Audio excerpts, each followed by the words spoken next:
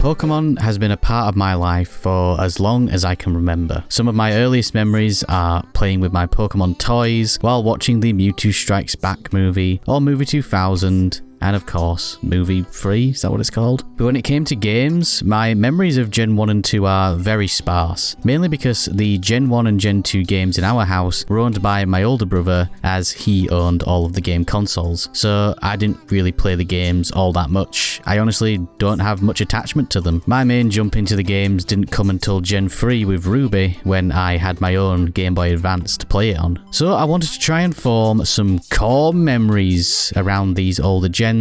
Gen 2 more specifically, because it's the gen where shiny Pokemon were first introduced.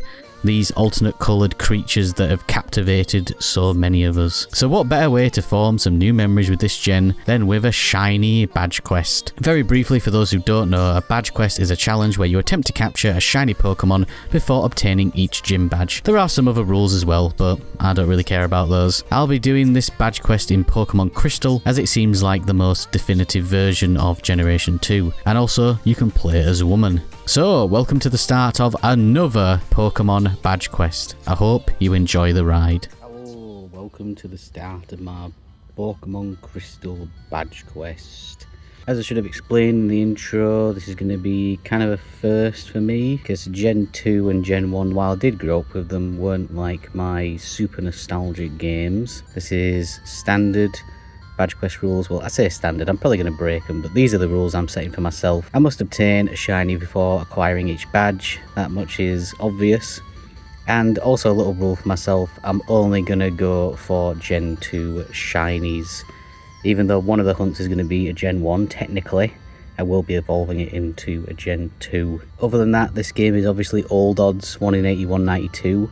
There are some like ridiculously good odds hunts you can do, but we'll get to them when we get to them. But yeah, I've actually never played Crystal all the way through. The only Gen 2 games I've played all the way through are like Heart Gold, Soul Silver, which I guess you could technically say are not technically Gen 2, quote unquote. When I was a kid, I used to think Crystal was a fake game. I didn't actually believe it was real. But yeah, let's get this all set up. Let's get save file set up and get set up for the shiny hunt for, obviously, Mr. Totodile.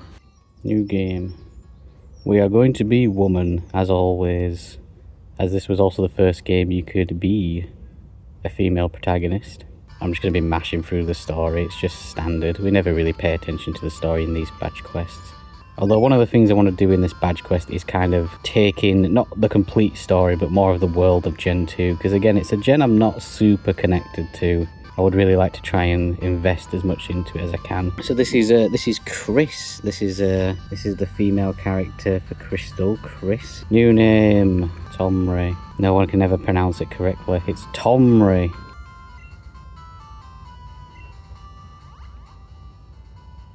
So now we can just head straight over to the lab. There's his rival. And we can start our soft reset for Totodile. Right, so Totodile is this one. We are going to save here. Something I need to get into the habit of doing is also backing up the save file just in case the battery dies, although I think it was replaced recently. So there's a few things we can do. I'll show you the first reset just for the sake of it. And there's a few things we can do to optimize this hunt. So yes, we want to take Totodile. Now usually you would skip the naming screen to save a bit of time, but we actually want to check the name screen. As we can see up here, the Totodile is male. If the Totodile is female, we can go ahead and just reset, because the Totodile can't be shiny and female. But there's another stat we need to check as well. Now this dialogue is the biggest to mash through, is this. And now we pull up as Pokemon. Because it has 20 HP, that means this Totodile can be shiny. If it has 21 HP, it won't be shiny, basically. So it has to be male and have 20 HP for a chance for it to be shiny. If we look here and it has 21, we should reset here. Save us a bit of time, but we're going to check. Not a shiny Totodile, but that is our first reset.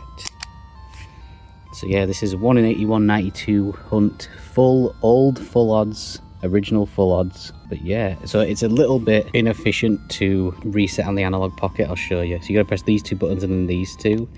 So it's a little bit cumbersome. So I am going to be switching, for soft resets, I am going to be using my Retro Pixel Funny Playing Game Boy Color thing. Let's crack on with this. We're going out today to the Safari Zone, so should have some cool stuff to film. Let's start this quest.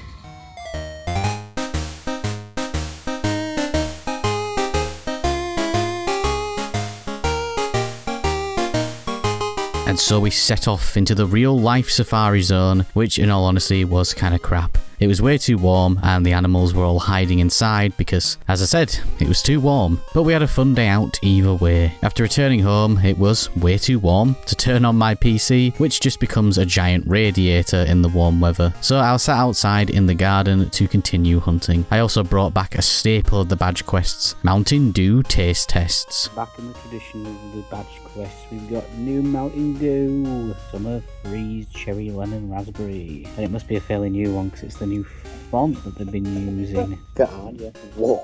I reckon it's blue. Yes. It looks. Oh my god.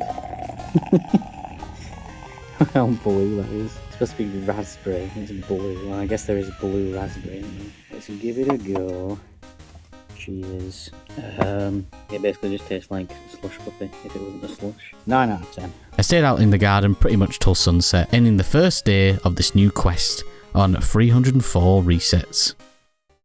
Over the next few days I didn't film too much, but I was continuing to get some resets in when and where I could. As it was the middle of summer, me and my dad were out doing a lot of fishing, and on Friday the 15th we did go out for a little trip to the Royal Armouries Museum, so enjoy some footage of that. Over that weekend I hunted very on and off due to work, but we hit a bit of a snag on Monday morning as I noticed something odd with my crystal cartridge. Hello, it's the 18th of August. We're currently on 470 resets. I did a couple of resets at work while there was a bit of downtime. I obviously didn't film. So we've had a bit of a conundrum. Right now I have shipped off the crystal to someone to get the battery replaced because I noticed that while the game was saving, which indicates the battery's working, the clock hadn't progressed at all since I started the save on Wednesday. The clock still said it was Wednesday, and that shouldn't be the case. The clock should still progress even when the game is not on. That's what the battery's for, which means that the battery is very close to dying, which means that eventually it will die and then I won't be able to save. So I'm sending it off to get replaced, so then I'm not gonna have to bother about that. But obviously, because we're not gonna have the cartridge for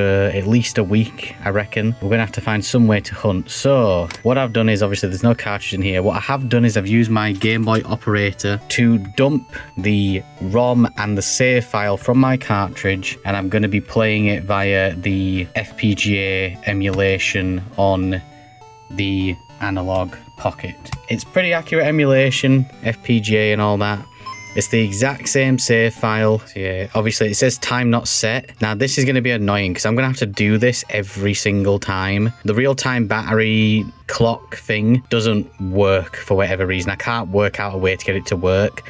So that's going to add a bit of time to the resets because I'm going to have to... I'll just mash through it. I'm not going to bother setting the time every time because I've looked up. I was also worried that the time would be affecting the RNG, but apparently that's not how it works in Gen 2. The RNG is dictated by your inputs. This has speed up, so that's going to help a bit with the longer reset times. And also I can remap all the buttons, so I don't have to do like A, B, start, select down here. I've mapped start and select to these two buttons, so I can just reset like that. So technically it's a more kind of efficient way to hunt, but I am just going to have to like mash through this clock thing every single time. But obviously when the cartridge comes back, I will go back to hunting onto the cartridge. But yeah, that's just a little update. I've just finished doing some editing today, and now I'm probably just going to crack on, chill out, watch some videos, and do a bit of hunting on this. Just wanted to obviously make it very clear. I like to be transparent that obviously this is emulated, but it is the save file. It is the ROM from the actual cartridge.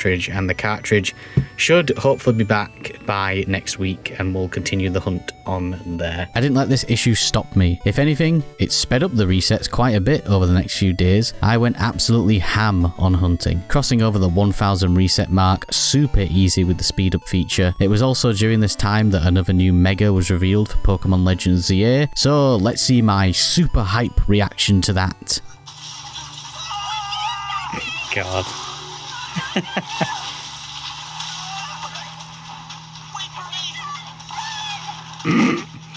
His Mega Victreebel.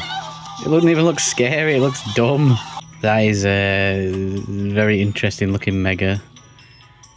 Why has he got such massive lips? Very swag. Now time to play Trails. Could you hear the pure childlike excitement in my voice? Eventually, after just under a week, our crystal cartridge was repaired and safely back in my possession. Oh, it's the 23rd of August. I haven't been doing... Oh, sorry, no, I have. I have been doing quite a bit of hunting via the emulation on the Analog Pocket. Haven't been filming a right lot, but we have made it to 2002 encounters, resets, and I just got my crystal back today, battery reset, and the time works perfectly. It's actually moving now. I've tested it all. I want to give a big shout out to the seller. I can't remember the name off the top of my head. I'll put it here in a little box and I'll leave it in the description. Before I shipped it, I did tell him like there's some plastic that's broken off inside the shell, so you know, don't worry when you open it, it wasn't you that broke it. And he said he opened it and like the shell just kind of fell apart, but rather than just being like, oh, you know, I'll ship it back to you now, he offered to replace it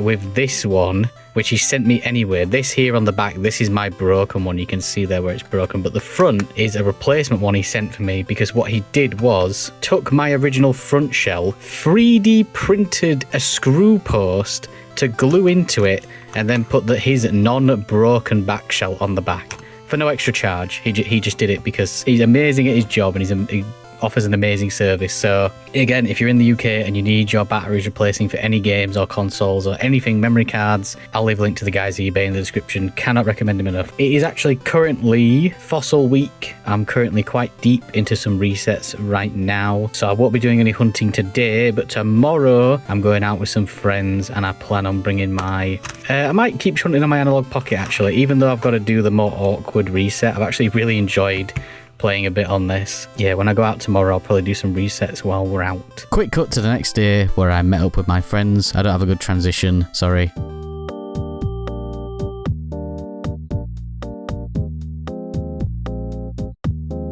As I mentioned, on the 24th of August, I went out with my mates Rob and Carl for a few pints and just to chill out really. I was cracking on with some resets while chatting, and Carl was literally cracking his phone screen while trying to show us how durable it was. After heading to the park to suck down on some authentic Chinese cuisine, I was just casually resetting, having a laugh, chatting and all that stuff, and then this little green crocodile decided to show up. Got him! I see us. Shiny Totodile, 2189 resets. Your mum's shiny. Oh. He's a green man, and Carl's here, and Rob's here. And we got a shiny man. Show the ball patch.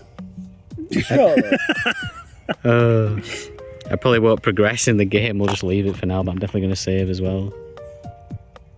You got it, yeah? At a quarter odds, we already have the first member of this badge quest. I was happy to get it so quick, but also happy to get it on such a good looking evening so I could get some good pictures. You could swear and I'll just cut it at the last minute. Yeah, okay. So everyone claims that this is the best shiny sparkle. Yeah, that looks... That's not the shiny. Oh, okay. I was gonna say some bad words. Oh, there you go. I mean, it looks kind of... Did you see it? Did you even see it? Yeah, I didn't. Right, here you Game go. Party games. Yeah, give Carl a better view of it, right? Yeah, it looks good. See, that looks... Yeah. That's an I like how it looks. It's so man. Right. Again, I'll just include all the takes. Right. Right, here we go, Carl. First time seeing... I'll just say man, that's... Right, yeah, for the first time seeing the shiny, yeah. I mean, I like the owl. And that's shit. After our meal, we attempted to return to the pub, but it was closed again, even though we did specifically ask if they were staying open late, and they said yes. So we went down to the children's play park again, and wrapped up this very eventful night of broken phones and shiny Totodiles. The next few days were a bit of a mess, in all honesty. I had no real structure to what I was filming, so I'm going to try and piece things together here in the voiceover. On the 25th, me and my brothers went out for a little bank holiday day trip into the town and picked up some Pokemon swag while we were there. In-game, I was making some progress. I made my way through to Cherry Grove, onto Mr. Pokemon's house where we collected a delicious egg, and I named our rival appropriately. Then on the 31st, me and Adam went to see the Hatsune Miku movie after we had finished work. We live in a very small town, and I've never seen this cinema this full. The movie was fun enough. Nothing crazy, but still enjoyable. Over the course of the day, I did make my way up to Violet City, all ready to take on our first gym badge. Hello, it's the 1st of September. Been like over a week since I did a proper sit down and talk. The past couple of days have just been like doing loads of random stuff, and I don't know how it's going to come out in the video, so if it's a bit of a mess, I apologise. I didn't really get a chance because I got it while I was out with my mates. I haven't really had chance to talk about the Totodile and stuff, but yeah, there he's level 11 now, and it was a pretty chill hunt, to be fair. I was actually quite enjoying it, especially when I didn't have my cartridge and I was doing like the speed up and stuff. I was like blazing through resets, but I'm just glad to get it done, get it out of the way, because well, this series has got a couple more soft reset hunts, but at least now I feel like that's going to be the worst of them, or at least the longest, so at least that's like done and out of the way and we can start the quest. I'm going to take on the Bellsprout Tower today, and I think I'm going to try and take on the gym as well. That's going to be my goal for today, and then I can crack on with my next hunt. But quickly before I do that, I'm going to show this guy off in 3D, because I just recently picked up a N64 and a copy of Pokemon Colosseum 2. Pokemon Stadium 2, so I can show off this guy in 3D. So let's do that real quick, and then we'll crack on with some grinding and then get the gym done and dusted. Forgot to mention as well that I've decided on a name for the Totodile. He's going to be called Miku, obviously after Hatsune Miku, because I think that the colour suits him quite well as well, but we have to wait until we get to Goldenrod to find the name rater to rename him, so that's going to be for another episode. We can at least show Totodile off. It doesn't really matter if we can't see him move. Your free battle is about to get underway. A hot battle involving the hopeful chance of tomorrow has just started. There he is, the green boy, and Alakazam. Oh, he sent out the lowest level one. Cheers, mate. Yeah, kind of like, he's very small on the screen. It's very low res. I probably should find some way to capture this a bit better, but I kind of like the nostalgic feel. The shiny model as well for Totodile is pretty accurate. I know a lot of the shiny models in Stadium 2, and especially Colosseum as well, they didn't really try that hard. Or maybe not. This is probably going to kill us immediately.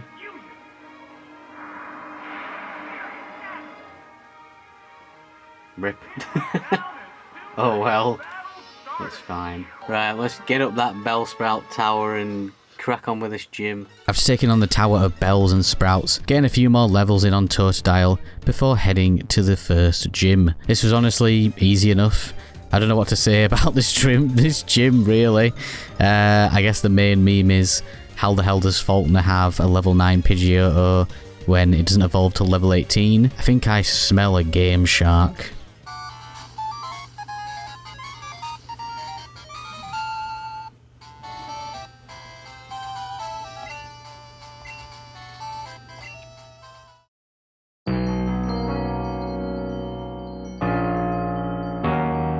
So if that ends the first part of this new quest, I apologise first off for the super unfocused and sporadic nature of this first episode. I promise the next one will be a lot easier to follow. We did have a lot of plans for our trips this summer, but it just didn't end up happening. So I was at a bit of a loss as to what I could film, because I had, you know, a lot of cool ideas. But I think getting the Totodile super early was a huge help. But yeah, I hope you enjoyed this first video of this quest, and I'm looking forward to more. As of recording this, I have started the second hunt already. If you have made it this far, please consider subscribing. We're so close to 500 subs, and that is my goal for the end of this year. And please let me know in the comments, what is your earliest memory of Pokemon? As I say, for me, it was mainly the first trilogy of movies. I remember playing those VHS tapes so much. And if you ask, what's a VHS in the comments, I will ban you, I'm sorry. But yes, GG's peeps, thanks as always for watching, and stay crystallized, because we're going blue for crystal, Breaking Bad style.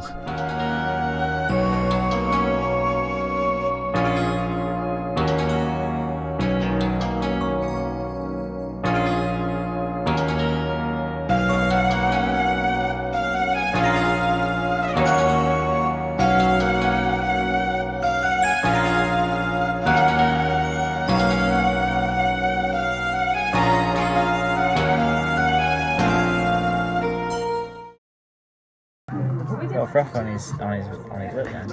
Anyway, went to pick him up this morning on it. Beer tasting. Yeah, tastes like beer.